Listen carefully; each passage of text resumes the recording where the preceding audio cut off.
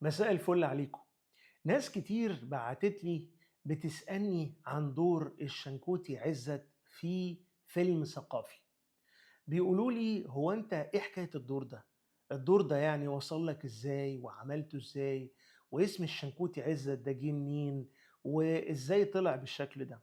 الشنكوتي عزت جه عن طريق ان انا اتصل بيا الله يرحمه استاذ احمد حسن.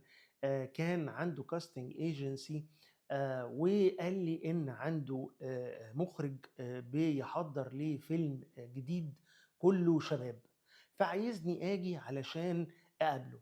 انا طبعا كنت شغال مع استاذ احمد حسن وكنت بعمل اعلانات كتير، وكنت ايه يعني ابتديت ابقى معروف كويس في الاعلانات ان انا راجل بمثل وبعمل حاجات كوميديه. المهم رحت الكاستنج، وكان مع استاذ محمد امين الفنان العظيم الحقيقه، يعني انا بشوفه كاتب متميز جدا جدا ومخرج متميز جدا جدا، وقبل الاتنين دول هو انسان مثقف قوي وواعي جدا وفي منتهى الرقه والحساسيه والادب والجمال الحقيقه يعني. المهم رحت الكاستنج ومعايا ألبوم، كان اياميها طبعا بقى مفيش بقى ديجيتال ومفيش بقى التليفونات وتصور وحاجات زي كده. فكنت كل دور اعمله ابقى حريص ان اخلي المصور بتاع العمل يصورني كام صورة ويحمضهم وايه وقابله واخدهم وحاجات زي كده. فكنت عامل ألبوم فيه صور الشخصيات اللي انا بلعبها. طبعا كنت بعمل بقى شرايط فيديو وحاجات زي كده، بس الألبوم كان بيبقى اسرع. اخدت الألبوم ودخلت اقابل استاذ محمد امين. قابلني بطريقه لطيفه جدا وقال لي احكي لي انت بتعمل ايه. فحكيت له الحاجات اللي انا عملتها وانا بحكي له قال لي بص يا شريف، هو انت واضح ان انت يعني راجل بتمثل وشاطر، بس انا كل الادوار اللي فيها تمثيل اتسكنت. قلت له مفيش مشكله يا استاذ، انا مبسوط جدا انا اتعرفت عليك وان شاء الله المستقبل يبقى في حاجه يعني تجمعنا. فقال لي طب وايه الالبوم اللي معاك ده؟ قلت له ده فيه صور شخصيات انا عملتها. سبحان الله لقيته بيقول لي طب فرجني عليهم. ابتديت اقلب صفحه ورا التانيه واقول له الشخصيه دي كذا والشخصيه دي كذا، لغايه ما وقفنا عند شخصيه انا كنت عاملها بنفس المظهر اللي انا طلعت بيه في الشنكوتي عزت، الفانيلا كات والبنطلون بتاع التريننج والشبشب. ودي شخصيه كنت عاملها في حلقات كوميديه اسمها نشاز، كانت بتيجي على الاسره والطفل. فقال لي ايه الشخصيه دي؟ حكيت له، قال لي الشخصيه دي شكلها حلو قوي وعجباني، انا هضيفها للفيلم. فانا قلت له يا استاذ حضرتك قلت لي ان انت مفيش سكنت الادوار. قال لي لا ما تقلقش، انا هضيفها، هو هيبقى مع المجموعه اللي بتنضم للابطال الثلاثه. وبالمناسبه تحيه كبيره جدا لابطال الفيلم، الاساتذه فتحي عبد الوهاب وحبيبي وصديقي احمد عيد والعزيز احمد رزق، عملوا طبعا ادوار لا تنسى يعني في الفيلم ده. فقال لي انا هضيفك للمجموعه اللي هي ايه بتنضم ليهم. طيب تمام. قال لي بس انا عايز اعرفك على استاذ سامي العدل المنتج ويوافق. قلت له طب طبيعي اكيد يعني. قال لي طب خلاص قابلني في اليوم الفلاني وهنروح مع بعض شركه الانتاج. انا في الوقت ده قعدت افكر في الشخصيه، عايز ابني لها مظهر برضه مختلف عن نفس المظهر اللي كنت لاعب بيه الشخصيه اللي استاذ محمد شافها، مع الحفاظ على اللي عجبه. فانا فكرت ان هو طيب هو بيحب الثقافي فعلى طول عينيه رايحه على يعني البنات الحلوه، فلازم يبقى في حاجه في لبسه ليها علاقه بالبنات الحلوه. فجات لي فكره ان انا اطبع صور بنات حلوه على التيشيرت.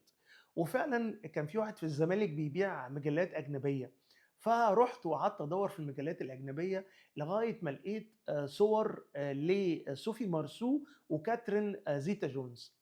فاخدت الصور دي، اشتريت المجله واخدت الصور عملت لها سكاننج. وكان اياميها بقى عندنا حاجه اسمها فلوبي ديسك، حاجه كده كبيره قد الكف كده تنزل عليها الصورتين. ورحت واخد الفلوبي ديسك ورحت طالع على برضو في الزمالك كان في واحد بتاع تيشرتات بيطبع صور على التيشرتات، وممكن تودي له الديزاين اللي انت عايزه ويطبعه لك. فانا اخدت له ال ال الهارد ديسك الفلوبي ديسك والتيشيرت، وقلت له انا عايز اطبع الصوره اللي على الفلوبي ديسك على التيشيرت. فالراجل فاكرها مثلا ايه، صوره بقى فرقه موسيقيه، صوره لعيب كوره بتاع فتح قدامه فلقى صوره بنتين. قال لي ايه ده يا استاذ؟ قلت له عايزه مع تيشيرت. قال لي ليه؟ طبعا الراجل ايه قلق يعني. قلت له انا ممثل وهعمل كذا كذا، واضطريت احكي له القصه من الاول يعني. فالراجل ايه اقتنع على مضض يعني، وراح طابع لي التيشيرت. اخدت التيشيرت واخدت البنطلون التريننج والشبشب معايا في شنطه، وقابلت استاذ محمد امين في وسط البلد، ورحنا لاستاذ سامي العدل. رحت انا داخل الحمام عندهم وغيرت هدومي ولبست هدومي الشخصيه، وخرجت الاستاذ محمد امين بص لي كده قال لي ايه ده في ايه؟ قلت له ما هو استاذ سامي مش هنقعد، ما عندوش وقت اقعد احكي له، فانا ايه هخش بالشخصيه على طول. قال لي طب حلو دي فكره كويسه. فالسكرتيره قالت لنا اتفضلوا.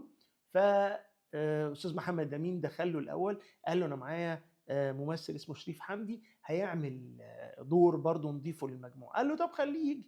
رحت انا ايه داخل بالشخصيه. فاستاذ سامي الله يرحمه كان انسان جميل جدا جدا، وكان فنان ومنتج شاطر قوي قوي قوي. راح بس كده قال الله ايه ده، كان صوته كده هو يعني صوت مسرحي جدا، ايه ده ايه يا محمد ده في ايه؟ فقال له ما هو شريف جايب الشخصيه علشان يوريها لك على الطبيعه. فبص كده قال اه والله حلو شكلها حلو، يلا على البركه على البركه امضي يا عم شريف. والثلاث ابطال بصوا كده وضحكوا. فدي كانت الطريقه اللي تم التعاقد بيها معايا في الفيلم. ولما رحنا نصور الشخصيه مش مكتوبه اصلا على الورق، والكم لاين اللي انا قلتهم، الكم سطر اللي انا قلتهم دول تم ارتجالهم في الشغل بالاتفاق طبعا مع استاذ محمد امين وموافقته. اسم الشنكوتي عزت ده انا طول الوقت انا بفكر في اسم للشخصيه، بس طبعا ده واحد يعني وقصه ان هو كان بيغسل ونزل دي برضه انا اخترعتها، لانه ايه المبرر ان هو هينزل باللبس ده في الشارع؟ على الاقل هيبقى لابس زي الباقيين. فسبحان الله ربنا رزقني بالفكره دي، انه كان قاعد بيغسل، وتخيلته قاعد على طشت بيغسل هدومه ولابس الهدوم دي، مفيش اي حاجه نظيفه بقى عنده، كله في الايه منقوع في الميه. فقالوا له في ثقافي نزل بالله عليه. لكن فضلت مشكله الاسم، انا عايز اعرفه عشان الناس برضو تعرف يعني تتواصل مع الشخصيه عن طريق الاسم. فضل الاسم معضله لغايه يوم تصوير المشهد الاولاني بتاعي، اللي هو بقابل فيه الثلاث ابطال مع المجموعه وبايه بيعرفوني عليهم. طب وبالنسبة للأخ بقى اللي عايش اكتفاء ذاتي ده مين؟ انا الشنكوتي عزت، ومعلش يعني اصل لبسي كله في الغسيل، ولما عرفت انه ثقافي قلت انزل بالتيشيرت اللي عليا. سبحان الله وانا رايح التصوير مخي شغال مخي شغال، فجاه الاسم ده طلع.